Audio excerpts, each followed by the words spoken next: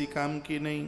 तो ग्रहे कृते सुचाव्यग्रां देवता अतिथि पूजिका धर्मशीला व्रतपरा ससुरो सुरसेविनी।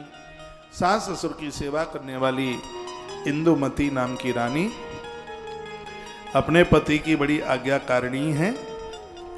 और वर्णन किया गया है, कहा गया है, एक समय की बात थी, वह अपने पति के पास बैठी थी और पति को उसने बड़ी अद्भुत अद्भुत उसने बातें करी।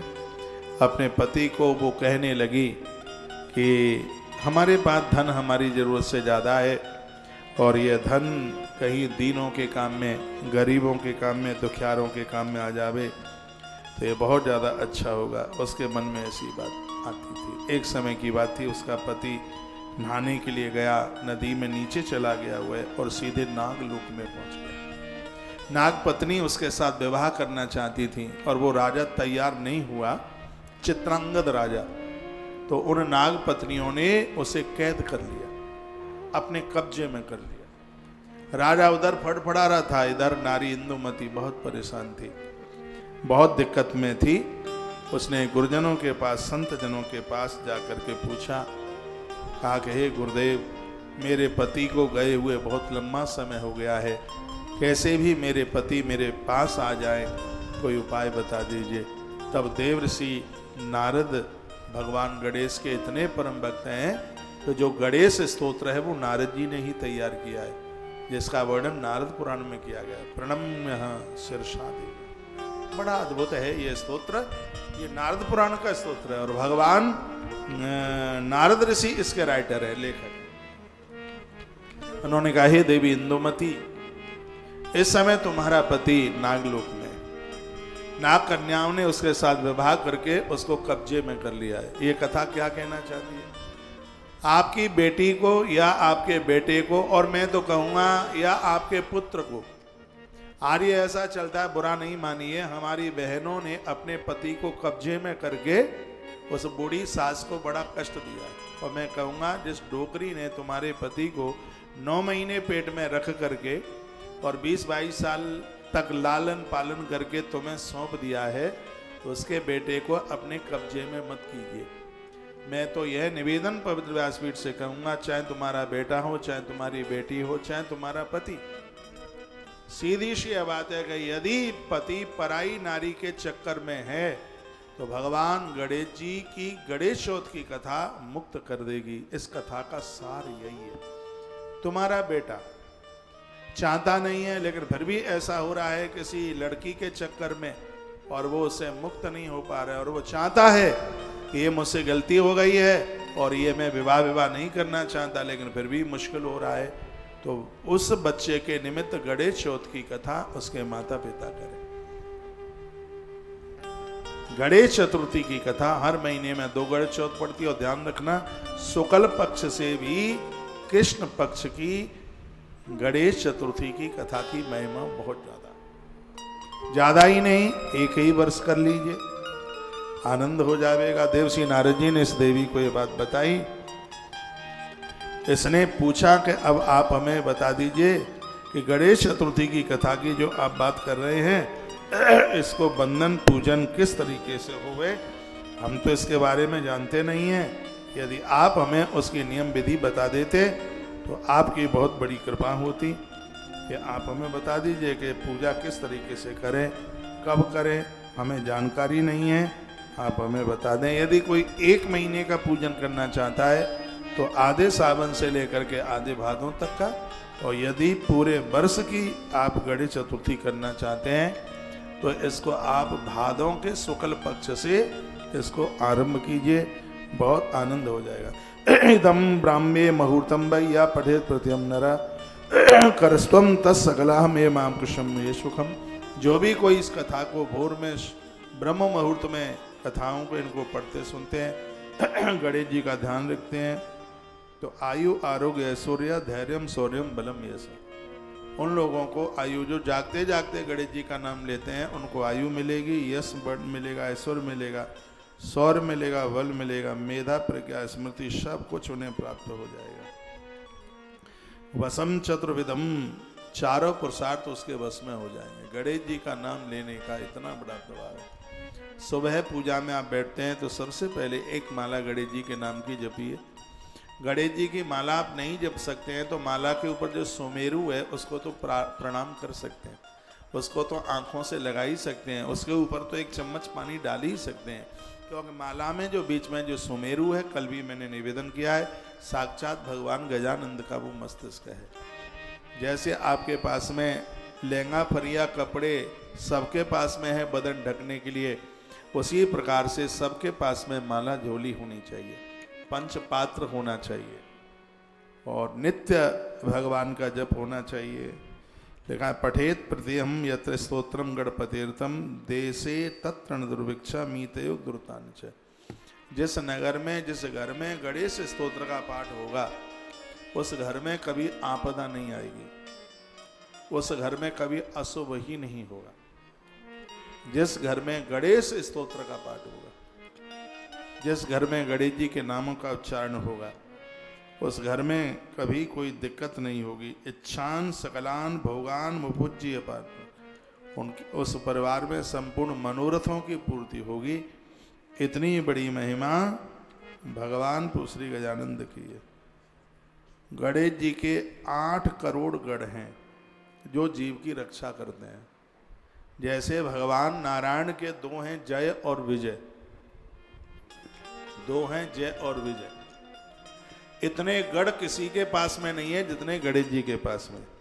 ग्रंथ में वर्णन है स रक्षते शिवोद भूतई गणई अष्टाष्ट कोटि भी।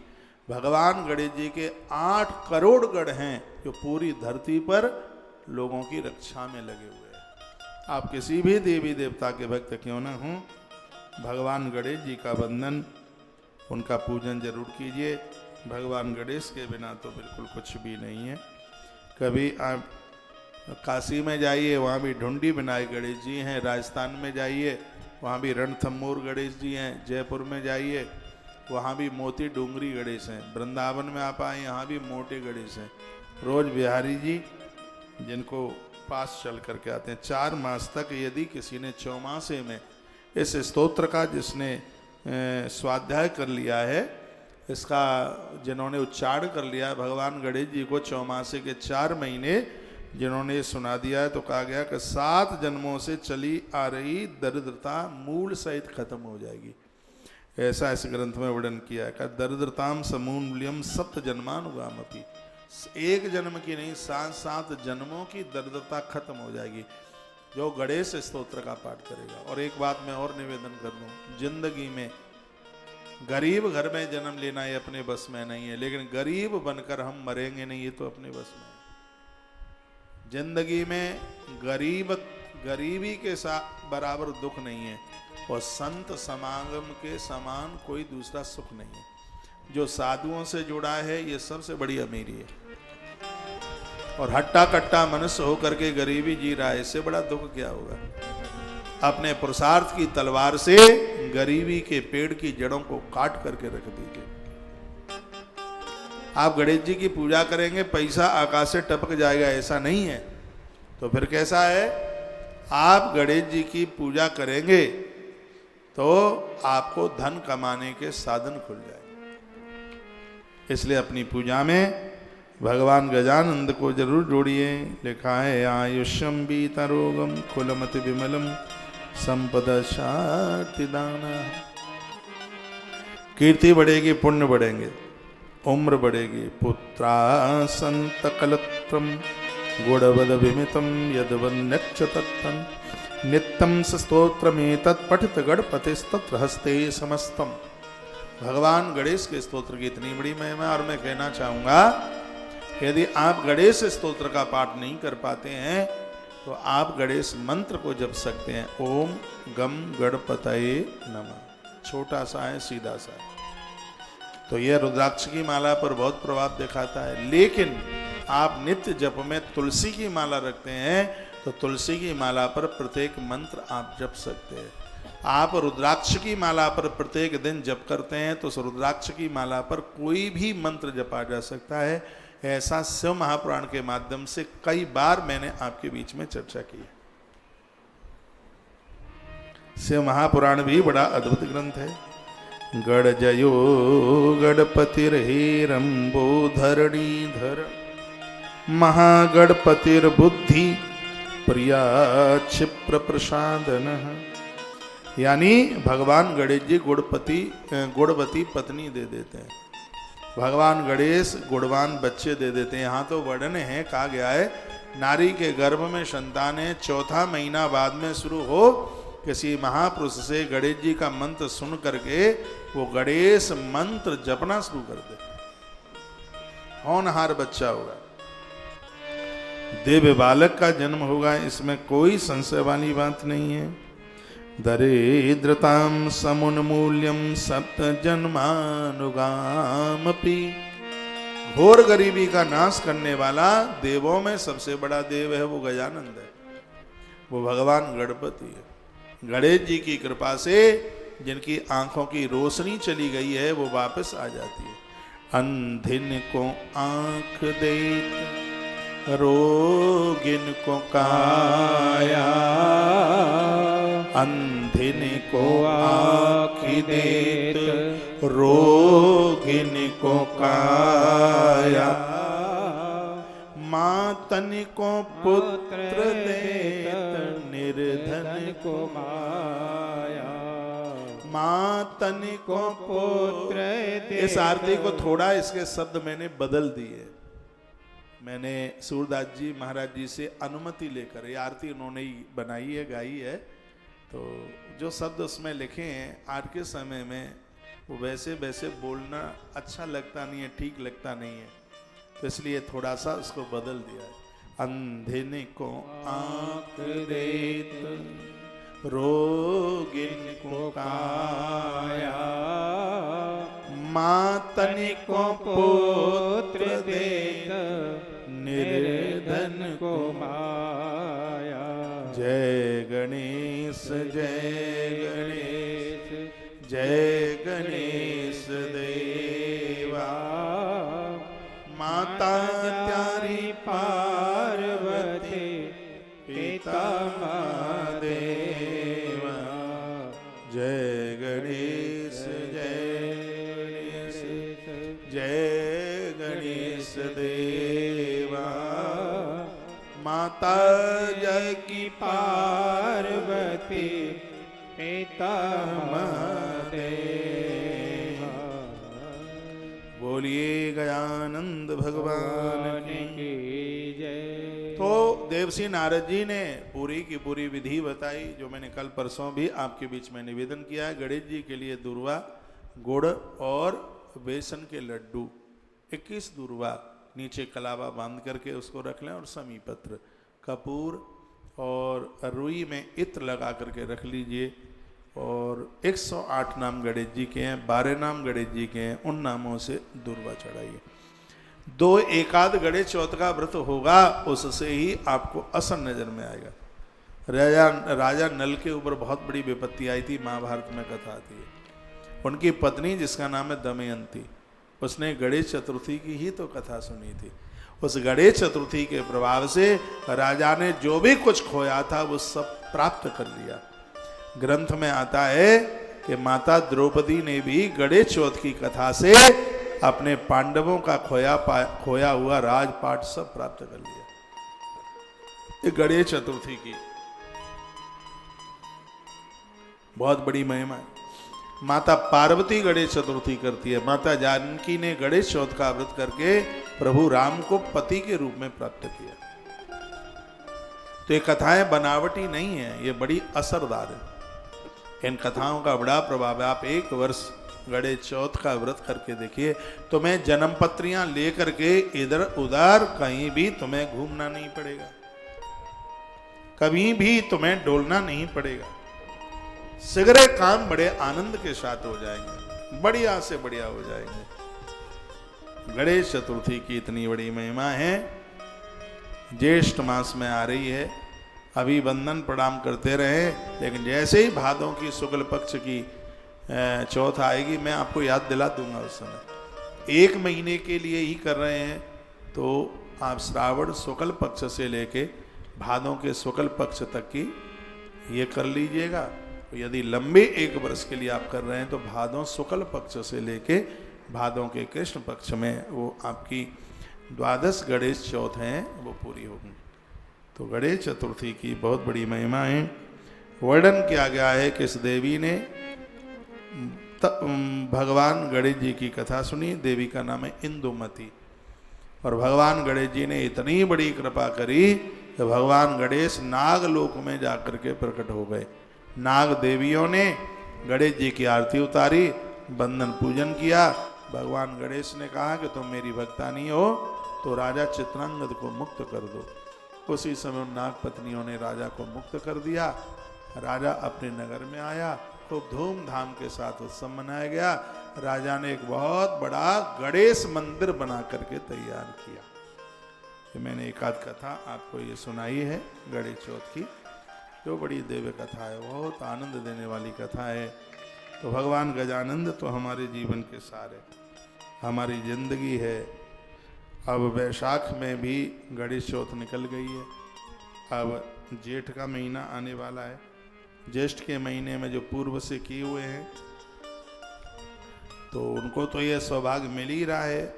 जो नई नई हाल ही आप शुरुआत कर रहे हैं तो आप भादों से इसको आरंभ कीजिए। गणेश जी को वंदन कीजिए, लेकिन जो व्रत है एक अनुष्ठानिक रूप से उसको भाद्रपद के शुक्ल पक्ष से कीजिए। जिस दिन से गणेश जी बिठाए जाते हैं ना भादों में, तब से आप शुरू कीजिएगा। एक बार माता पार्वती ने पूछा गणेश जी को कि ज्येष्ठ मास की चतुर्थी का किस प्रकार पूजन होता है। आ रही है ना जेठ में, अब 4 दिन के बाद आ जाएगी। तो किस प्रकार से पूजन होता है। वैसे सब वीडियो हम यूट्यूब पर डालते रहते हैं, आप सुन लिया करें। तुलसी तपोवन यूट्यूब चैनल बड़ा अद्भुत है, जिसमें सब सामग्री मिल जाती है। मैया ने पूछा कि जेठ मास में चतुर्थी का किस प्रकार पूजन होता है, इस महीने में गणेश जी का क्या नाम है, भोजन के रूप में कौन कौन सा पदार्थ ग्रहण करना चाहिए, इसकी विधि आप हमें बता देते तो बड़ा अच्छा होता। तो भगवान गणेश ने कहा, हे माता, ज्येष्ठ कृष्ण चतुर्थी को सौभाग्य एवं पति प्रदायिनी चौथ जानते हैं। इसे इस दिन वर्णन किया गया है, आखू और अथा नाम के गणेश जी की पूजा भक्ति पूर्वक की जाती है। मैंने बोला है आपको, चारों युगों में गणेश जी आते हैं। सतयुग में आते हैं तो सिंह पर बैठे होते हैं, त्रेता में आते हैं तो मोर पर बैठे होते हैं, द्वापर में आते हैं तो चूहे पर, और कलयुग में गणेश प्रकट होते हैं तो वह घोड़े पर बैठ करके आते हैं। मैंने निवेदन किया तो कहा गया कि मूसक पर भगवान गणेश जी बैठते हैं और मूसक पर बैठे हुए गणेश जी की पूजा भक्ति पूर्वक करनी चाहिए। ये जेठ की चौथ आ रही है कृष्ण पक्ष की। इस दिन घी के निर्मित भोज्य पदार्थ अथवा हलवा, लड्डू, पूड़ी आदि बनाकर भगवान गणेश को समर्पित किया जाता है। ब्राह्मण भोजन के पश्चात ही इसमें भोजन किया जाता है। हे पार्वती माता, इससे संबंधित मैं पूर्वकालीन इतिहास का वर्णन कर रहा हूँ। गणेश पूजन और व्रत की विधि जो पुराणों में वर्णित है वो सुनिए। सतयुग में 100 यज्ञ करने वाले एक पृथु नाम के राजा हुए थे, जिन्होंने कान मांगे थे भगवान से। ये सतयुग में हुए थे राजा पृथु। उनके राज्य में कोई एक दयादेव नाम का एक ब्राह्मण रहा करता था। वेदों में निष्णात उनके 4 पुत्र थे और कहा, पिता ने अपने पुत्रों का विवाह गृहसूत्र के वैदिक विधान से कर दिया।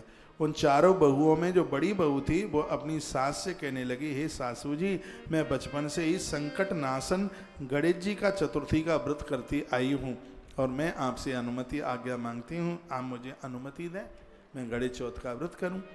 मैंने पितृगृह में भी इस शुभदायक व्रत को किया है, अतः हे माता, आप मुझे यहाँ व्रत अनुष्ठान करने, व्रत रहने की अनुमति प्रदान कर दें। तो पुत्र वधू की बात सुनकर उनके ससुर ने कहा, हे बहू, तुम सभी बहुओं में बड़ी श्रेष्ठ हो और बड़ी हो, तुम्हें किसी प्रकार का कष्ट नहीं, ना तो तुम भिक्षुणी हो। ऐसी स्थिति में तुम किस लिए व्रत करना चाहती हो? ये व्रत तो वो करते हैं जिनको धन चाहिए, तो हमारे पास तो पैसा की कोई कमी नहीं है, परिवार बहुत आनंद में है, तो बेटी हमारे पास तो कोई संकट भी नहीं है, तो फिर तुम्हें व्रत करने की क्या जरूरत है। ससुर ने अपनी बहू को ऐसा कहा। मेरी भाषा आपकी समझ में आ रही है? बस हम आरती की तरफ ही बढ़ रहे हैं। जेठ की चौथ की मैं जल्दी से आपको कथा सुना दूं, जो कि गणेश स्वयं माता पार्वती को ये कथा सुना रहे हैं। अभी तुम्हारा समय उपभोग करने का, ये गणेश जी कहाँ से आ गए? ये क्या तुमने गणेश गणेश रट लगा दिए? कुछ समय के पश्चात बड़ी बहू गर्भिणी हो गई। 10 मास के बाद उसने एक सुंदर से बच्चे को जन्म दिया। उसकी सास बराबर बहू को व्रत करने का निषेध करती रही थी। व्रत छोड़ने के लिए बहू को बाध्य करने लगी। व्रत भंग होने के फलस्वरूप गणेश जी कुछ दिनों में कुपित हो गए और उसके पुत्र के विवाह काल में वर वधू के सुमंगली के समय पर उसके पुत्र का अपहरण भगवान गणेश जी ने कर लिया। इस अनहोनी घटना से मंडप में खलबली मच गई। सब लोग व्याकुल हो गए और कहने लगे कि लड़का कहाँ गया, लड़का कहाँ गया, उसका तो अपहरण हो गया। बारातियों द्वारा ऐसा समाचार पाकर उसकी माता अपने ससुर दयादेव से रो रो कर कहने लगी, हे ससुर जी, आपने मेरे गणेश चतुर्थी व्रत को छुड़वा दिया है। उसी का परिणाम ये ऐसा निकला है कि मेरा पुत्र गायब हो गया है। अपनी पुत्र वधू के मुख से ऐसी बात सुनकर ब्राह्मण देव दयादेव बहुत दुखी हुए। साथ ही पुत्र वधू भी दुखित हुई। पति के लिए दुखित पुत्र वधू वर्तमान संकट नाशन गणेश चौथ का व्रत करने लगी। एक समय की बात है कि एक वेदज्ञ और दुर्बल ब्राह्मण भिक्षाटन के लिए कहीं निकले हुए थे। इस मधुर भाषिणी के घर आए। ब्राह्मण ने कहा कि हे बेटी, मुझे भिक्षा स्वरूप इतना भोजन दे दो कि मेरी क्षुधा यानी मेरी भूख मिट जाए। उस ब्राह्मण की बात सुनकर उस धर्मपरायणा कन्या ने उस ब्राह्मण को विधिवत पूजन किया। भक्ति पूर्वक भोजन कराने के बाद उसने ब्राह्मण को वस्त्र आदि दक्षिणा में दिए। कन्या की सेवा से संतुष्ट होकर ब्राह्मण कहने लगा, हे कल्याणी, हम तुम पर प्रसन्न हैं। तुम अपनी इच्छा के अनुकूल हमसे कोई वरदान प्राप्त कर लो। मैं ब्राह्मण वेशधारी गणेश हूँ। गणेश जी ब्राह्मण बन के आ गए। उन्होंने कहा, मैं ब्राह्मण भेषधारी गणेश हूँ और तुम्हारी प्रीति के कारण आया हूँ। ब्राह्मण की बात सुनकर कन्या हाथ जोड़कर कहने लगी, हे गजानंद, हे विघ्नेश्वर, यदि आप हमारे ऊपर प्रसन्न हैं तो मुझे मेरे पति का दर्शन करा दीजिएगा। कन्या की बात सुनकर गणेश जी ने उससे कहा कि हे सुंदर विचार वाली देवी, जो तुम चाहती हो वही होगा। तुम्हारा पति शीघ्र ही आवेगा। कन्या को इस प्रकार का वरदान देकर के गणेश जी वहाँ से अप्रकट अंतर्ध्यान हो गए। उसी समय की बात थी कि सोम शर्मा नाम के ब्राह्मण एक वन में से उस ध्वज बालक को नगर में ले आए। अपने पौत्र को देखकर दयादेव नाम के ब्राह्मण अति प्रसन्न हुए। बालक की माता के हर्ष का तो कोई ठिकाना ही नहीं रहा और बालक की माता ने पुत्र को छाती से लगा लिया। आनंद हो गया। गणेश जी के प्रसाद से उनका पूरा परिवार दिन दूना रात्रि चौगने के रूप में बढ़ने लगा।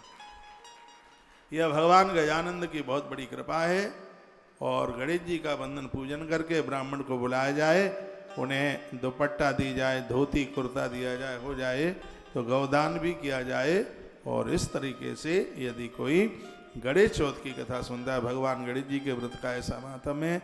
हे महाराज, अपने शत्रुओं के विनाशार्थ आप भी इस व्रत को कीजिए। बहुत राजाओं ने गणेश चौथ का व्रत किया। ज्येष्ठ मास की गणेश चौथ आपने सुनी। आज बस अब इतना सा ही है।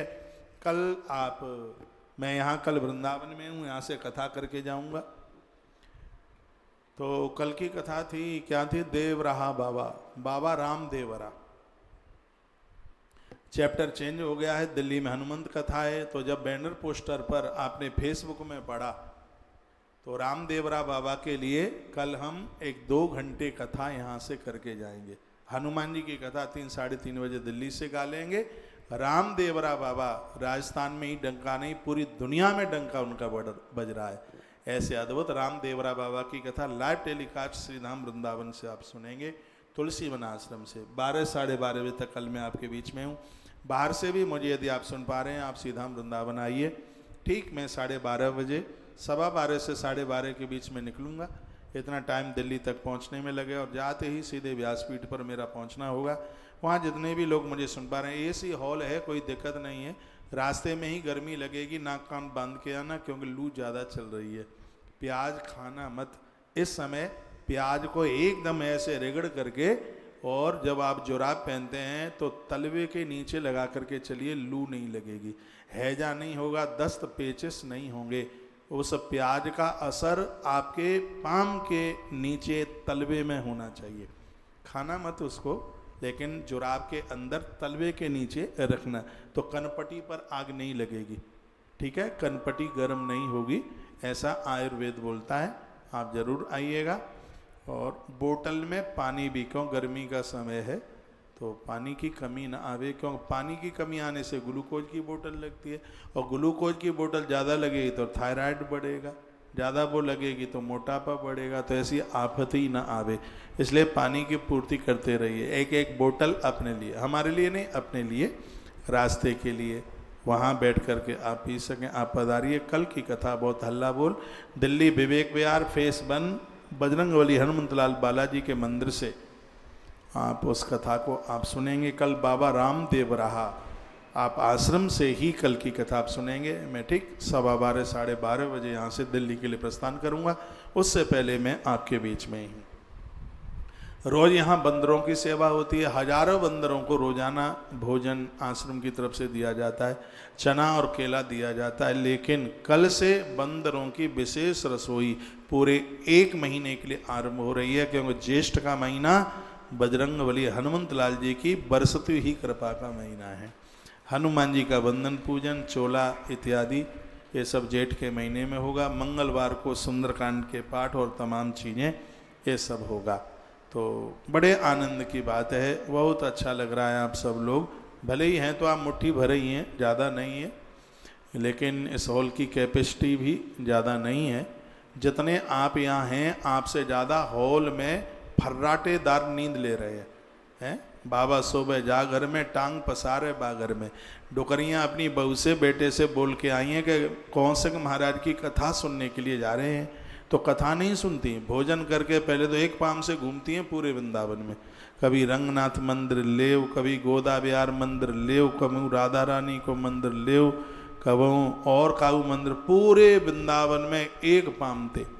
बोलती हैं मुझे बताती, कहते महाराज आपको तो हम टीवी पर वो सुन लें, लेकिन जब मुँह को कहाँ मिलेगो, तासो हमते मनो मत करो, हमने हम को नहीं करेंगे। यदि आप आश्रम में होते हैं तो उस समय आप कथा जरूर सुना करें। अभी कोई जाके देख ले, खचा खच भरा हुआ होगा, जहाँ भोजन चल रहा है उसका अभी 1 ब्लॉक भरा होगा, हॉल तो पूरा ही भरा होगा। 50-25 मेरे पोर्शन के आगे बैठे होंगे, वहाँ तो 24 घंटे ही बैठे रहते हैं। जब देखो तब रात को धोखे से भी मैं 1:30 बजे बाहर निकल के आऊँ तो भी मुझे वहाँ पर बैठे मिलेंगे। मैंने कहा भाई साहब क्यों बैठे हो? कहा सुबह सबसे पहले हम ही आपसे मिलेंगे इसलिए हम बैठे हैं। चलो ठीक है, आपका विश्वास है, आपकी श्रद्धा है। जिन्होंने भोजन नहीं लिया है आरती के बाद प्रसाद लीजिए आप। तुलसी वन आश्रम में न रहने का न भोजन का कोई पैसा नहीं लगता। ये बड़प्पन वाली बात नहीं है। कोरोना काल में इस आश्रम ने 14 ट्रक बड़े बड़े ट्रक सूखे राशन के बांटे। कितने ट्रक यहाँ से कपड़े चित्रकूट तक पहुँचाए। आश्रम ने इतने अद्भुत काम किए हैं, उसी का ही प्रणाम है कि हमें आप लोग मिले हैं। और ये सत्य है, इन 5-4 साल में मेरी मुलाकात 12 लाख लोगों से हुई है। इस आश्रम में उनका पूरा बायोडाटा है, इतने लोगों का आगमन हुआ है। आपने आश्रम को अपना माना है और ये हमारे लिए ये बहुत आनंद की बात है। यहाँ आप ऐसे आते हैं जैसे आप अपने पियर जा रहे हैं।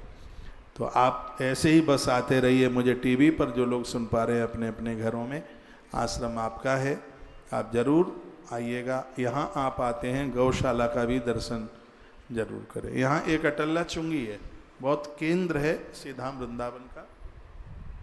वहाँ एक बहुत बड़ी भूमि खरीदी गई है कैंसर अस्पताल के लिए, और आने वाले समय में एक बहुत बड़ा विशाल ये कार्य होगा। अभी हम गौ माता के लिए काम कर रहे हैं। अब तो बस ऐसा लग रहा है कि बहुत जल्दी 1 लाख गायों का संकल्प पूरा करके फिर और कामों को फिर आराम से करते रहेंगे। तो उसी काम में दिन रात लगे हुए हैं। और ये सत्य है, आज पूर्णिमा है, इसमें 1% भी झूठ नहीं है। तुलसी तपोवन गौशाला ने 2.5 करोड़ रुपए से ज़्यादा का भूसा खरीदा है। साल भर गौ माता के काम में आवेगा, उसके लिए लगे हैं बहुत जोर से, और आप सहयोगी बन रहे हैं।